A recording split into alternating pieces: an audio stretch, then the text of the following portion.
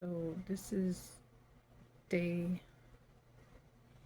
one of being home from surgery. I went in for surgery at 9 o'clock in the morning and then didn't come home until today. When I first came out of surgery, I was not a happy camper. I definitely felt like I got ran over by a Mack truck. I was extremely high. That's the only way to explain it. Like being so drunk, so high. It's the only way to explain the way I was feeling. Um, I had to take off all my nails, my pedicure. You go in there, they have you soap down, and then they give you these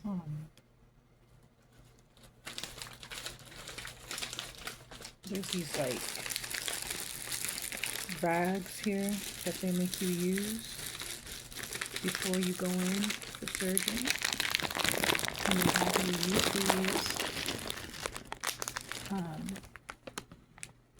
these wipes, and you have to use like one for your chest, one for each arm, one for each leg, and one for your stomach area, and then your the butt area.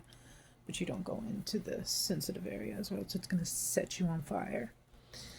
Not that I experienced that, but that's what the lady had expressed to me. She was telling me the procedure. Coming in for surgery that morning.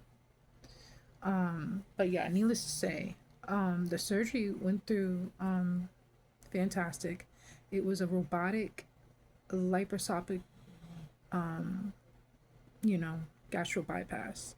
So they used a machine, and it did. It put the incisions. I have 5 incisions. They're still like in the healing process, so I'm not gonna show those currently yet. I'm gonna wait till they heal a little bit more, till I show them. But yeah, when you come out of surgery, because back in the day, I was a partier. You know what I'm saying? I've done everything under the sun that you could think of, and I'm just, because I'm a mother now, I'm not attracted to those kind of things. That's not my cup of tea. My cup of tea now is getting the bag, you know what I'm saying, and giving my kids a leg up. Those days are behind me.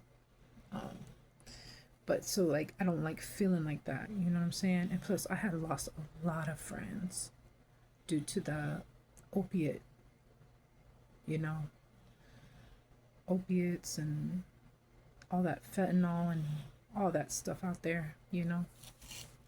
Um, but I just wanted to come on here. I'm currently in my healing phase. Um, I've been studying the program with Dayron. So I've already taken a couple of steps, and I've been, while I was there actually at the hospital that I was at, and I'm actually going to be going and pursuing them for a contract because from what I know, they mail out their medications. And I'm like, really? I mean, it could get lost in the mail. You know what I'm saying? And so, needless to say, once I get healed, I'm gonna go in there with my paperwork. I'm gonna go to, the person that handles their deliveries, and I'm gonna go pursue the contract. Um, and then I'll proceed to find out what they're actually, you know, needing, you know. And then once I find out what they need, then I'll come to them with a quote and what I can offer them. That's usually how it works. So I'm excited about that. But back to the bariatric part. Yeah, I was not happy. In the coming out of the operating when I finally woke up. My throat. It was hurting because they put the breathing tube inside of you through your trachea, not through the trachea, but you know what I'm saying, it goes in. There's like a breathing tube that goes inside when they're doing the surgery, and they put you on the table and they put you into like even a deeper sleep, even after the fact that they've already given you a cocktail, you know what I'm saying, to knock you out. They put you under even more, so that they know you're not waking up. Because I am the type of person, I probably would have woke up on the table, because I'm a very stimulated type person, even without coffee. So, needless to say. But so it has like, I think 5 arms. It's like a robotic, and the doctor is like in the station where they can see, because at the end of each one of those tools they have like cameras as well, so that when they're going in there and they're shaving and cutting and sealing off and stuff like that, they see what's going on through the camera. And so they don't, like, I know that there's other ones where like they put these like plastic things and they put them in certain areas. They go in with like a machine and they can see where the organs are and stuff like that. But they didn't do that. This is like brand spanking new what they did on me. And they seal you up with the threads, and then they also put it's like maybe it's like a cement glue is what they put on top, and then you just, saying, that's it, it's done data. So I think the hardest part is that when you're having to get up, out of bed, it's very hard. The first 48 hours, I was supposed to be passing gas, and for some reason I could not pass gas to save my life. Now, prior to going into surgery, I had a feeling I was going to have an issue with that. So I was told to drink 2 bottles of citrus magnesium. And I did. And the night before, my stomach was not happy, okay? Because I had drank them at like 2, and it finally passed around like 8 o'clock. So then I ended up having like acid reflux during that time, because the citrus magnesium, it backfired on me or whatever. So then I was able to drink some water, because my cutoff time was at 12. So, and I know I'm kind of like all over the place, but I'm still like, I'm healing still. And I want to give it to y'all fresh while it's still going on in my head. They gave me a sabata. It's the little thing that you wrap around you to support your stomach, when you're like sitting, so that you have the support in your back when you're healing.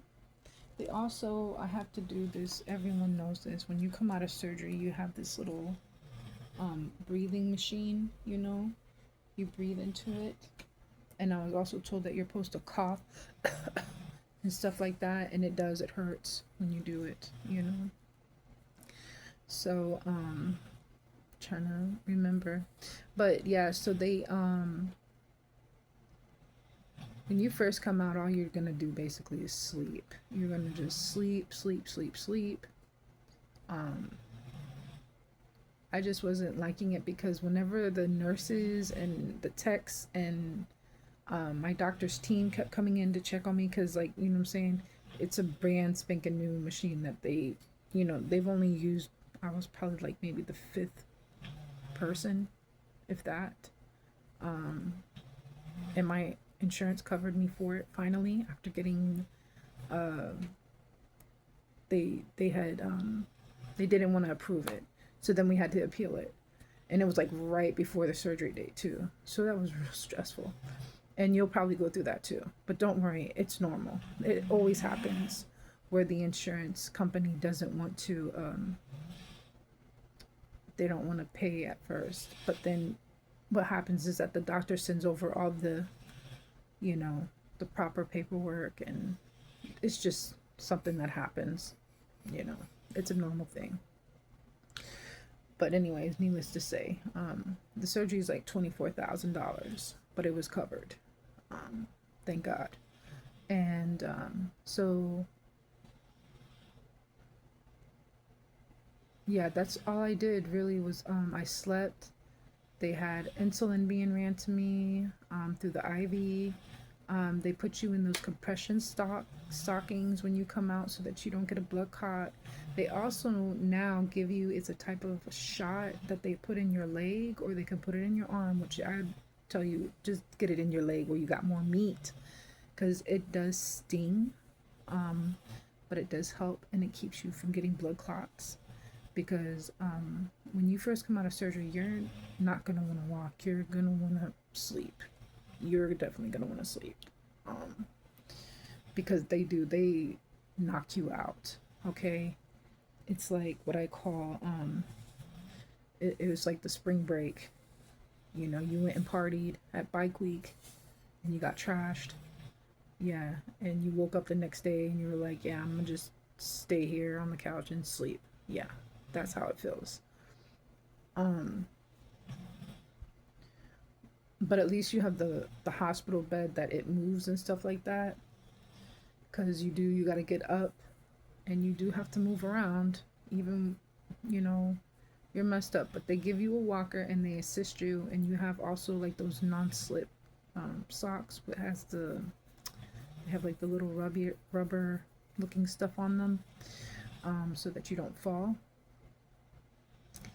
And so yeah, they'll always come and they'll assist you in the first hours of you coming out of surgery, because you're out of it. And all I can remember is that they would come in there and they kept asking me like what was my pain. And the thing is, they fill you up with like gas, you know. It's like a gas so that they can see all the organs and everything inflated. And then what they do is that once they're done with the surgery, they try to suck out as much as they can. And then us as the patient, we have to try to release it by walking. So you don't really walk that much the first 24 hours of that surgery. Once you come out, you're not. So on that next day, which would be the 48, the second day, you will start walking around. Because you finally come out of it, you know what I'm saying? They'll bring you like water, and they're in like little medicine cups, and you can only consume like one or two. But I will say this, make sure that you take like some kind of chapstick with you. I wish I had chapstick with me when I was there, or some type of like coconut oil or something, bro, because man, my lips were so chapped when I was up in there. And I kept asking them for like Vaseline or something, and they just, they kept bringing me water. And because they want to keep you as plain Jane as they can while you're in there, so you're super sterile, So, what was the other thing? So then once you're going into that second day, I finally, because I had took my first lap, I walked with one of the nurses, and that was with the walker, because I was still kind of out of it, because, what I'm saying, your girl don't party no more, so it hit your girl hard. And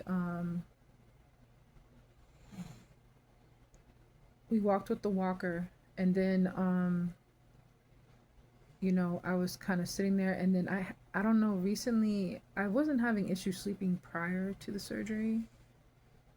Now I'm having issues sleeping at night. I don't know why, but I've been having issues sleeping. I think it's just the irritableness because of like I said before, that the brain is trying to catch up with the body, because there's been a change in the body, But my blood pressure has been on point. Um, they took me off the metformin. I'm not on metformin currently. And they had me start on the chicken broth and the Gatorade. It's the zero sugar Gatorade. I had bought a bunch of those prior to the surgery, and also like the pre-made protein shakes, which you really should invest in that as well. I'm gonna show you in another video like how I measure out my meals currently and what I do. So, because it's pretty boring, so I'm gonna just show you like how I do it and what I've been doing. But yeah, like every 30 minutes they're wanting you to consume. I had picked up this little timer from the Dollar Tree, and you could just set your timer for how many minutes. So like 30 minutes, 45 minutes, and okay, I need to go consume some kind of liquid, whether it's protein or chicken broth or water, and also too, so that if they end up putting you on some type of like oxycodone or something like that, make sure you stay true to the measurements, because your stomach is much smaller, so you absorb very fast. Okay. All right. I don't, what I'm saying? I'm very adamant about when it comes to people taking medicine. Also because I'm in that kind of field,